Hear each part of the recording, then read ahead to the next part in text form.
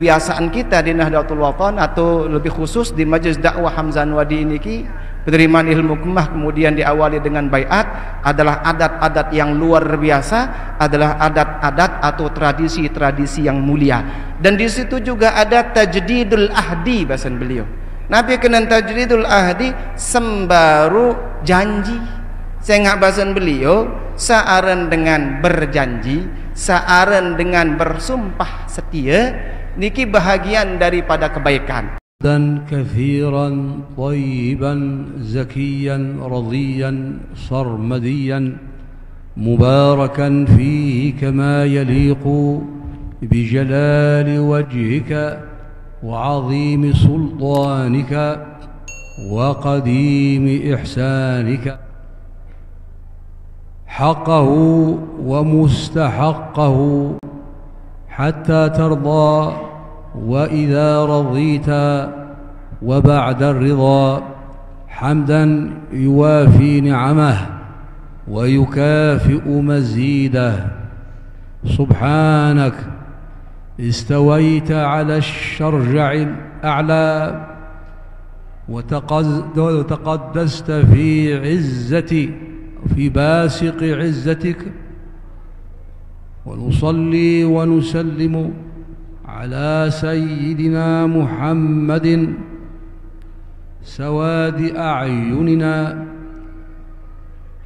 ومهجة قلوبنا وشفيعنا وحبيبنا النبي الرسول أبي فاطمة البتول وعلى الآل والأصحاب مفاتيح الأبواب والذين هم لكل الخيور طرائق وأسباب ثو علينا معهم برحمتك يا أرحم الراحمين إلى يوم الحساب والثواب ثم أما بعد فقد رأيتم آنفا أن من طرائق العرف الحميدة والسنن الرضية تجديد الإيمان وتجديد التوبة وتجديد أخذ العهد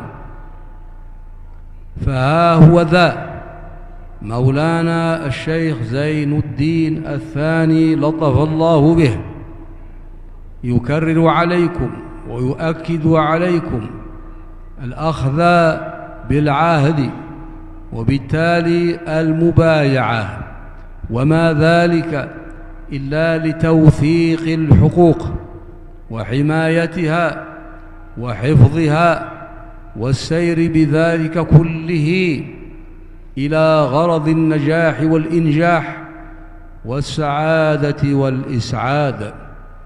وقد قال شاعر العربي القديم إذا قلت نعم فاصبر لها بنجح فإن إخلاف الوعد ذم والخير كله وجماع البر كله في المساعفة والموافقة والشر وأسوس الشر كله في المخالفة والمصادعة.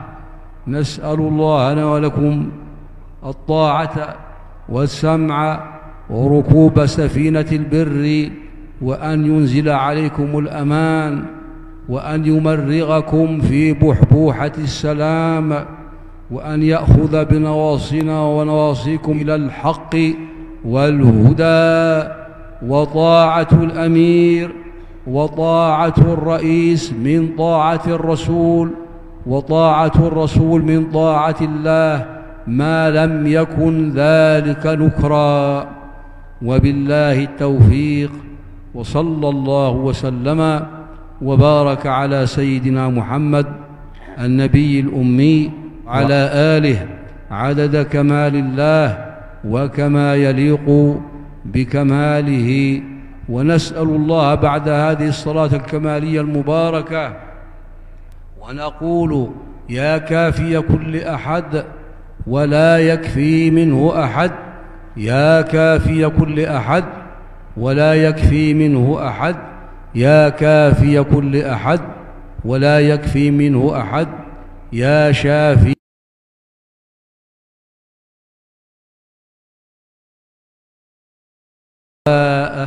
وادفع الضر والبأس على كل مريض من مرضى المسلمين، وأخص مولاتنا الحاجة ست ريحان، اللهم أنزل عليها الشفاء وأنجع فيها الدواء وادفع عنها الضر والبلاء. آمين.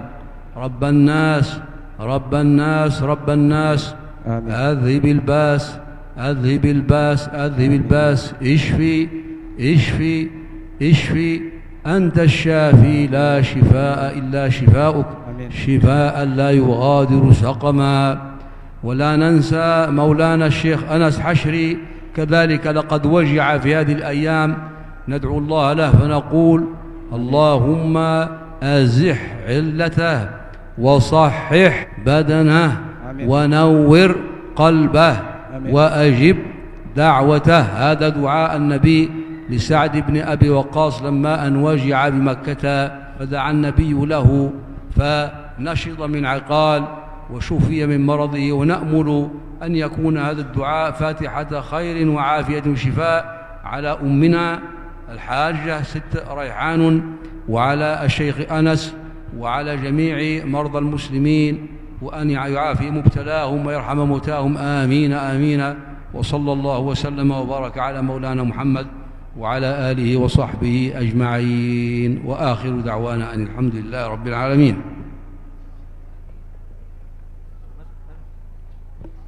Nggih, secara singkat pengajian dari beliau Syekh Mustafa bin Abi Zayan At-Tilimsani yang seharusnya menerjemahkan adalah Ketua Pengurus Wilayah Nahdlatul Wathon, Mamik Tuan Guru Haji Lalu Gede Patihin. Namun beliau memerintahkan kami untuk menerjemahkan secara ringkas. Untuk menerjemahkan secara keseluruhan mungkin kami tidak mampu karena kekurangan ilmu. Yang jelas poin-poinnya yang ingin saya sampaikan, yang pertama beliau menyampaikan bahwa tentunya beliau memuja dan memuji Allah Subhanahu wa taala dengan kalimat-kalimat yang begitu indah, dengan kalimat-kalimat yang begitu puitis, dengan kalimat-kalimat yang begitu mendalam maknanya, yang tidak akan saya terjemahkan kata per kata. Yang jelas pujian beliau kepada Allah Subhanahu wa taala demikian dalamnya sehingga hati kita, sanubari kita menjadi tentram manakala mendengarnya. Kemudian beliau pula menyampaikan salawat dan salam sebagaimana awal dari setiap pidato dan ceramah, memulai dengan hamdalah, puja dan puji syukur kepada Allah, dan salawat serta salam kepada junjungan alam Nabi besar kita Muhammad sallallahu alaihi wasallam. Kemudian setelah itu thumata batan beliau, kemudian isi daripada ceramah beliau adalah setelah hamdalah dan salawat tadi adalah beliau mengatakan tadi baru bahasan beliau wahtikuti acara sak luar biasa bahasa. Acara napi yang beliau maksud, beliau memaksudkan acara pembayaatan sak baru. Penerimaan ilmu hikmah kanca pembayaatan sak baru. Ini bahasan beliau adalah bahagian daripada tradisi-tradisi yang mulia. Karena pada pembayaatan tersebut bahasan beliau ada tajdidul iman, ada tajdidul ahdi bahasa. Beliau menyebutnya sebagai tajdidul iman. Kembeen demet tebayaat baru marak misal dengan sembaru iman bahasan beliau. Kembeen saya lihat dalam bayat senu baru tersebut tersuruh berjanji bahwa saya akan bertakwa kepada Allah dan Rasulnya. Ye isin baru bayat senu. Maka karena itu isinya, maka itu bahasan beliau seolah-olah itu adalah tajdidul iman, cara tiap sembaru iman. Maka itu sebabnya yang tadi beliau lihat tadi kebiasaan kita di Nahdlatul Wathon atau lebih khusus di Majlis Dakwah Hamzan Wadi ini penerimaan ilmu hikmah kemudian diawali dengan baiat adalah adat-adat yang luar biasa, adalah adat-adat atau tradisi-tradisi yang mulia. Dan di situ juga ada tajdidul ahdi bahasan beliau. Nabi kena tajdidul ahdi sembaru janji. Saya ngak bahasan beliau searan dengan berjanji saaren dengan bersumpah setia niki bahagian daripada kebaikan.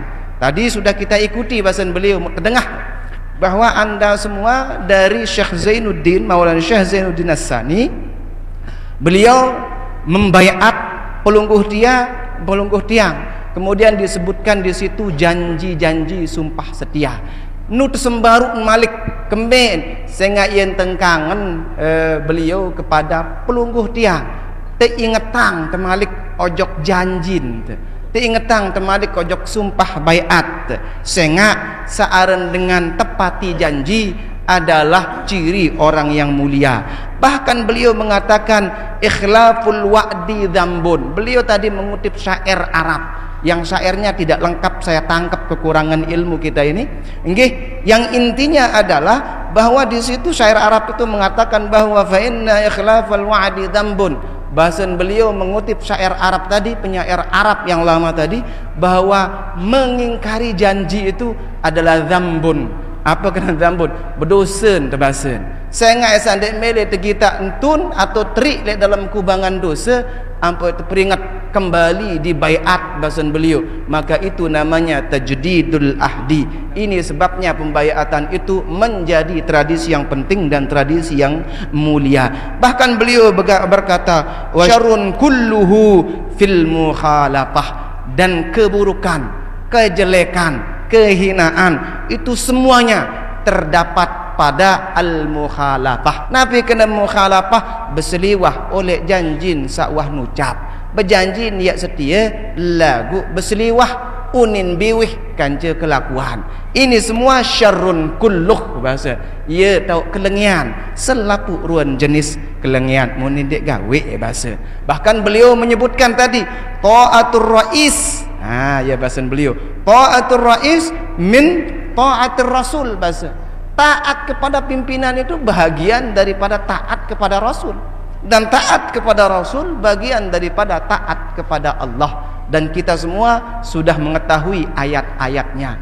Itu sebabnya beliau menasihati kita semua dawak apa sebutang baru tradisi pembaiatan di Nahdlatul Wathon tadi. Silahkan, itu adalah tradisi yang luar biasa baik, luar biasa mulia, ada sandarannya, dan itu adalah tradisi-tradisi ulama terdahulu di dalam mentajdid atau mengajak memperbaharui iman oleh pimpinan-pimpinan mereka kepada umat-umat atau jamaah-jamaah yang mengikut beliau-beliau nikah.